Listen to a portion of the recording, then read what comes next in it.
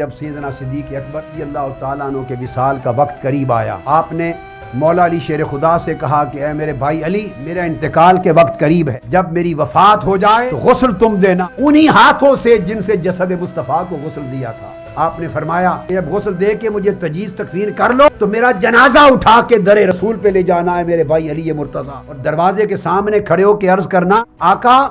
آپ کا یار غار ابو بکر آیا ہے، کیا حکم فرماتے ہیں؟ اگر تو اندر سے دروازہ کھل جائے، اذن مل جائے تو حضور کے پہلو میں دفنا دینا، اگر اجازت نہ ملے تو علی مجھے جنت البقیع میں دفنا دینا۔ مولا علی شیر خدا ابو بکر صدیق کا جنازہ لے کر در رسول پر پہنچے، دروازے پر کھڑے ہو کے مولا علی شیر خدا نے آواز دی، یا رسول اللہ، ابو بکر آیا ہے آپ کے دروازے پر، کیا حکم ہے؟ اب مولا علی شیر خدا فرماتے ہیں، اچانک جب میں نے درخواست کی تو دروازہ حجرہ مصطفیٰ کا کھل گیا اور اندر سے آواز آئی، علی لے آؤ ابو بکر کو، دوست دوست کے انتظار میں ہے اور یار کو یار سے ملا دو۔